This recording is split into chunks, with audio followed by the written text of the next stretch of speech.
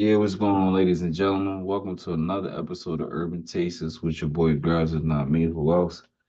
Got another highly anticipated strain coming. One of my personal favorites. Like I said, a lot of them, you know, they all get smoked. But certain strains I'd be highly excited about getting my hands on. Oh, yeah. It's not really a day and age where you could just push like on demand and say, okay, well, yeah, I want this and I want that. And nah, it's really not that simple. So, well, the best thing I could tell people is when them cons come in, you either get a double up or, they not going to be around.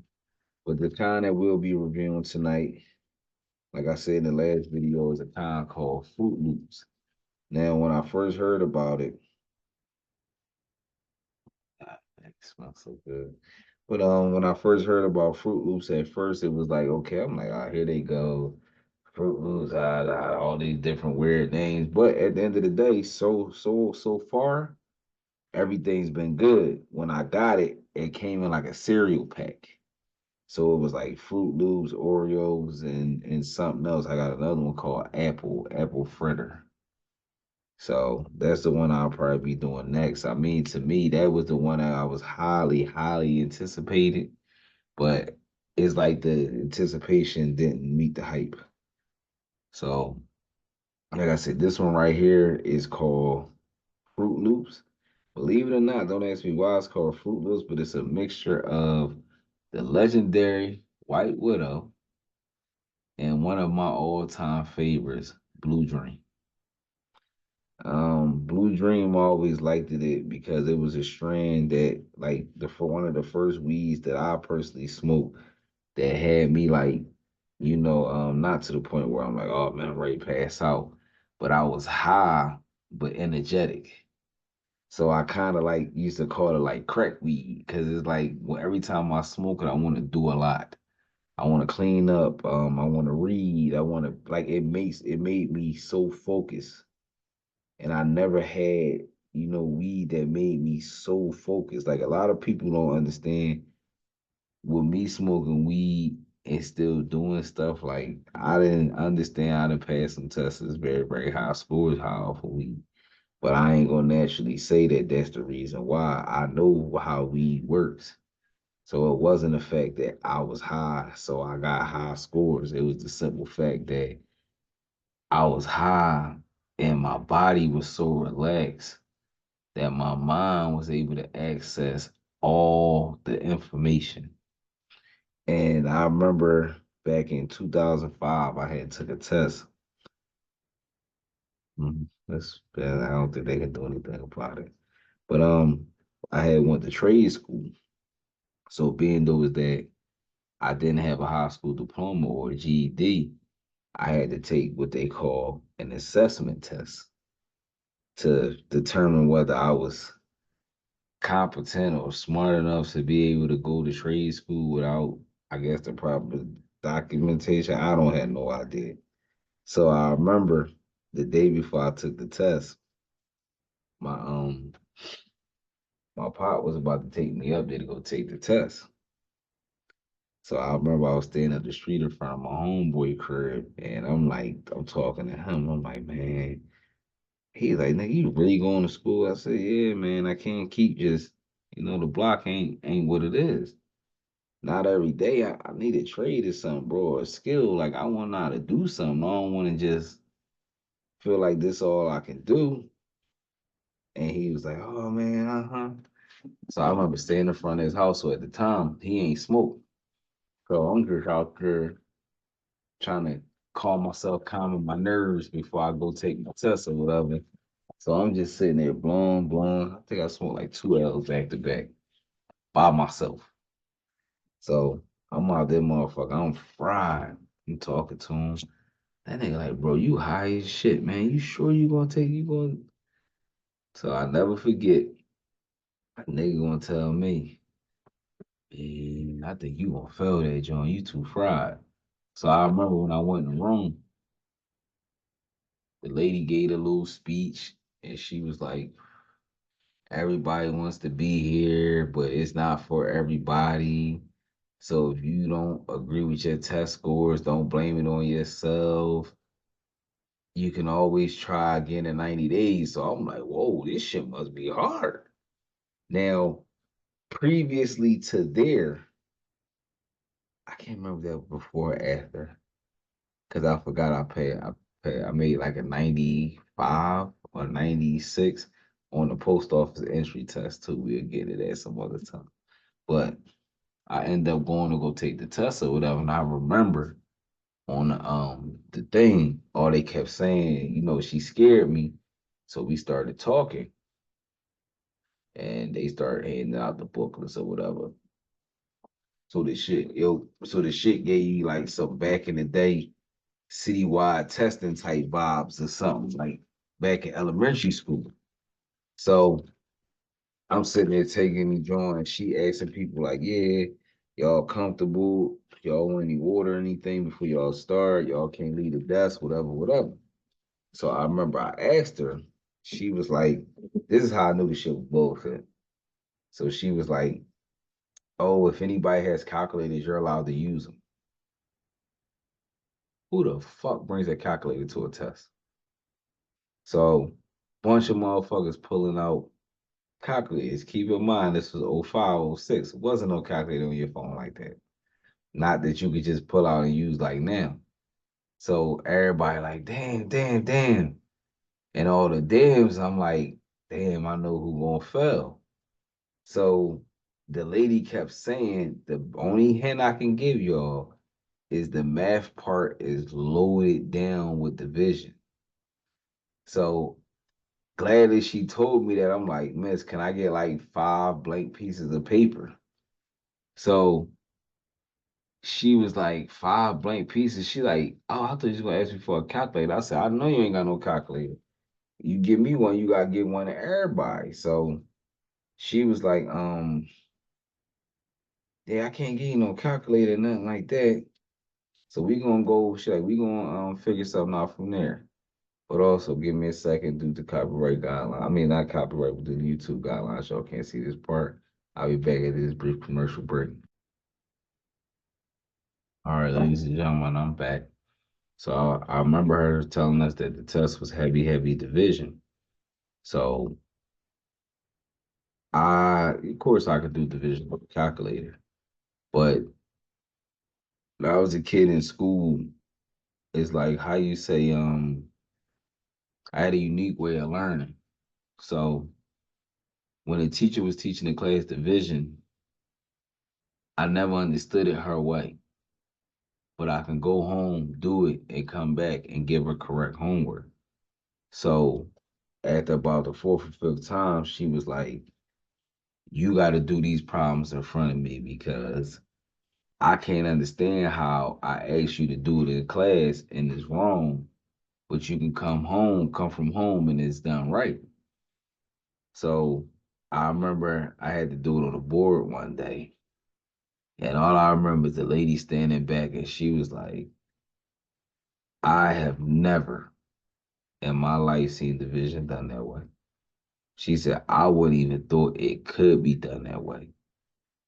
She said it was written out like a scientific formula, but I don't know what happened. That's just the way that my brain seen it projected, and it all came out. It's always right. And it's like it was weird because when I remember doing it when I was a kid, it was like, damn, I hated getting the wrong answer.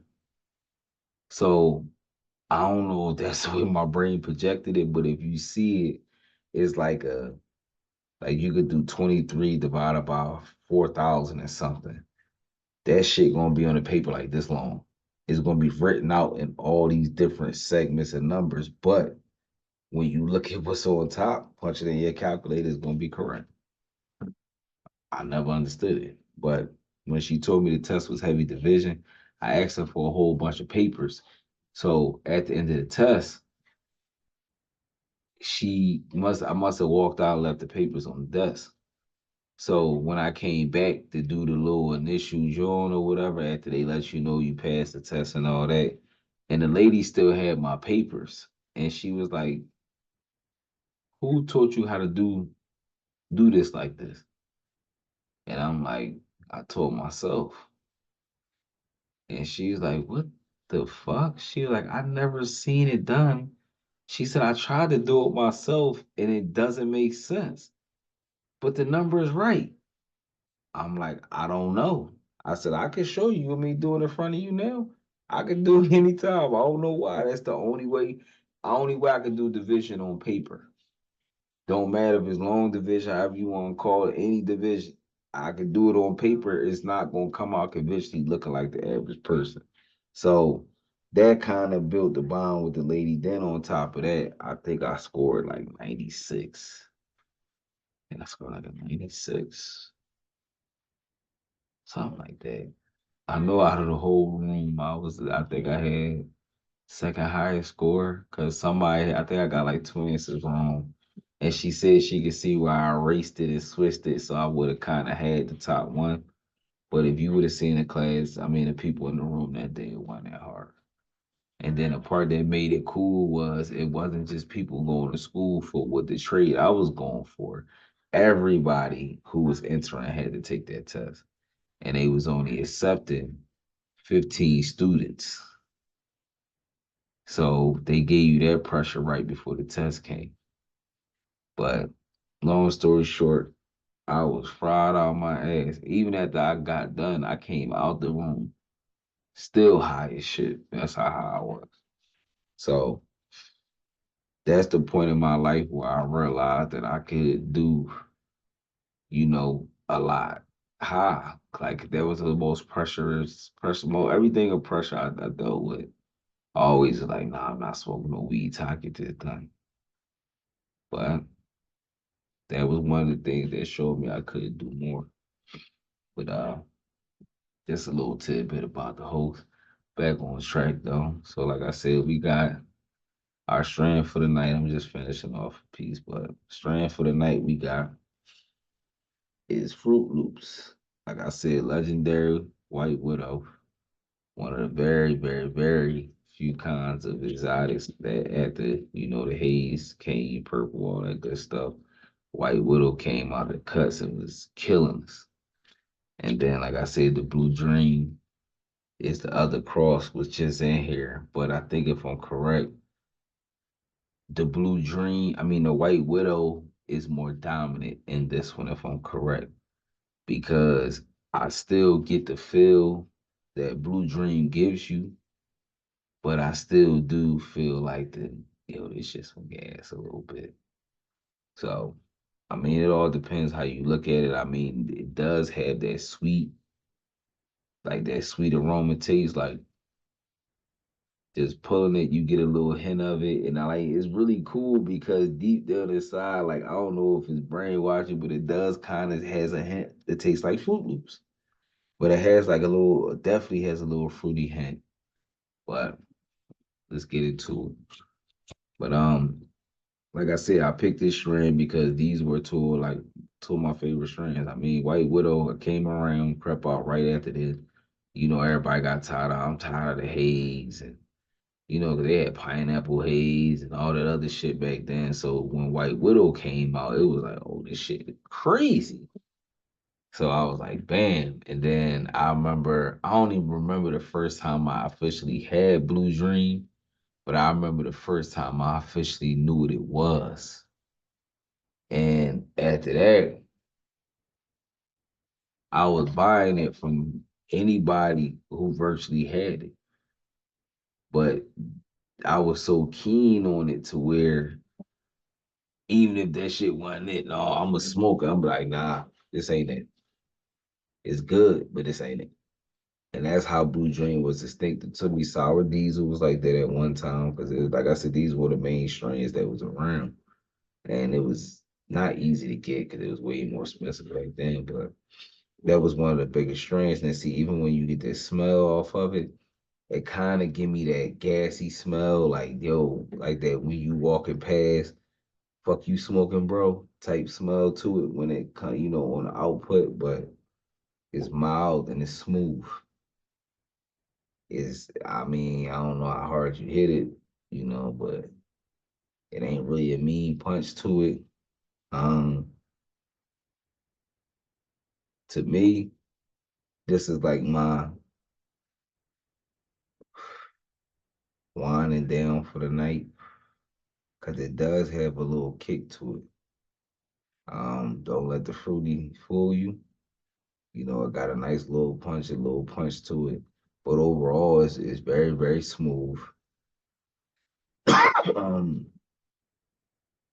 I mean, like I said, overall, I don't have anything bad to say about it. Um, as far as the batch that I purchased, it was what they call smalls. So it's a bunch of little buds. Nah, it's not shake. They're all buds, but they're all like this size and this size. No buds like this and big nuggety. Nah, I didn't see any of those. And for some reason, both the Fruit Loops and the Oreos came exactly the same. A bunch of tiny buds. The apple came nuggets, no shape whatsoever. So that's why I say it's kind of complicated. Like I said, when you pick your cons, but this right here, I mean, I can honestly say the White Widow side definitely is dominant in this one.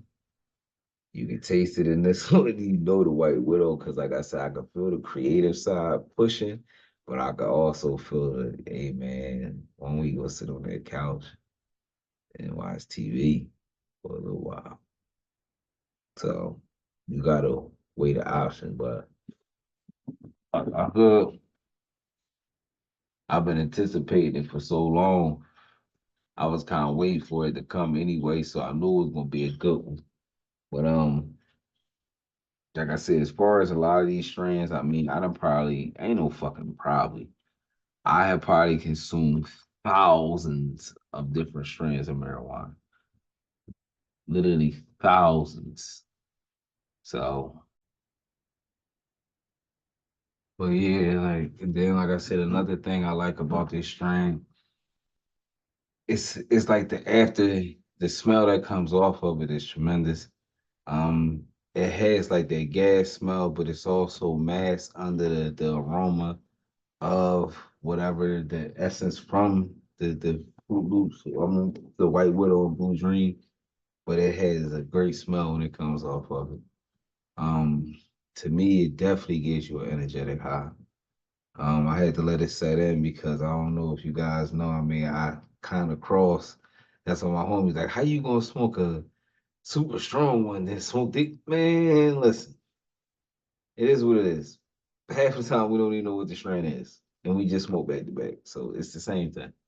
But now as I'm starting to feel the effects, I am starting to get the more energetic feel. Um, I'm definitely stoned, but as you can see, my eyes is maintaining. So this is another one that I would say is good for the move around during the day. Honestly, this is my daily smoker. I also might say, like I said in the last video, the Oreo Blizzards is the same.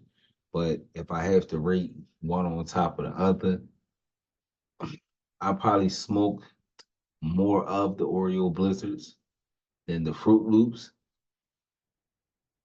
But the Fruit Loops is a better strain, a little more kick.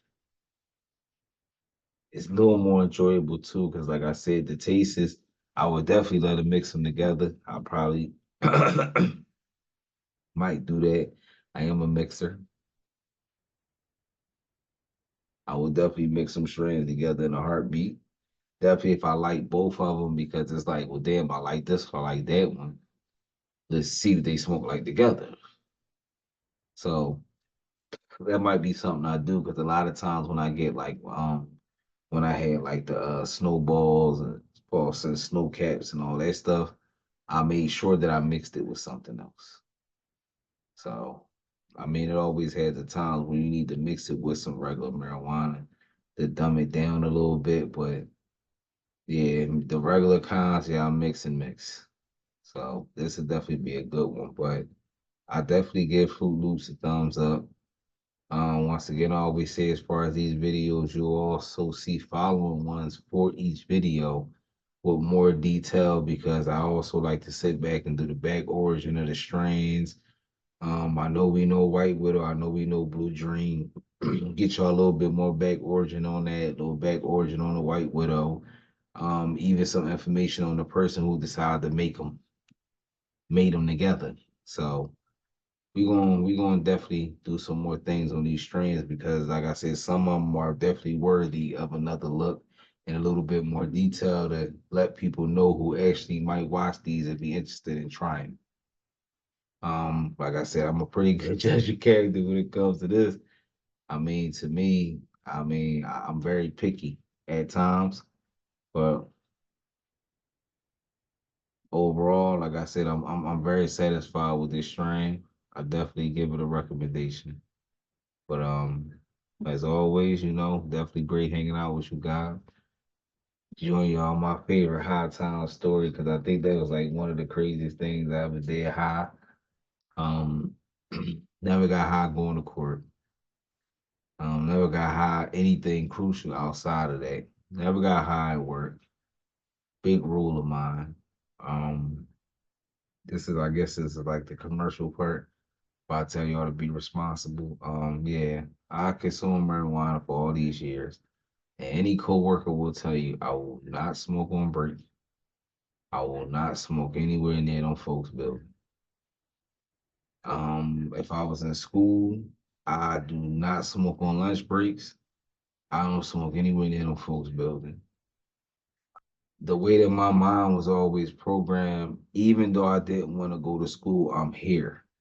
So I had to do what I had to do and go home, then I can do what I need to do. So when I got older and I started working, it was like, come on, bro, I smoke all night at home. I smoked on the way here. I'm just not smoking here. I'm not that much of an addict to where I have to smoke every given point. Smoke cigarettes. I can smoke a cigarette on my lunch break. I don't have to smoke a little clip. So I mean, that's just a responsible part of the show for people out there to know. I heard some very radical stories of guys in marijuana rolling up in courthouses and so on and so forth.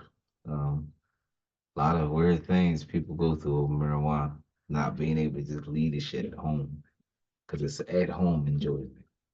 But as always, ladies and gentlemen, thanks for joining me. I mean, definitely make sure you check out the strain of the day, which was Fruit Loops, which is a mixture of White Widow and Blue Dream. As always, thanks for joining us again. Next episode, who knows what it'll be about. Probably get y'all the food one because it's been a while. So get y'all some food. I mean, I know it wants y'all to see that just because you smoke weed don't make you hungry because nah, it doesn't. But I'm sure I'm gonna get y'all food next time, I promise. Make sure you like, share, and subscribe. Tell a friend to tell a friend. Follow me on all social media outlets as always. Thanks for seeing y'all, and I'll see y'all guys the next time.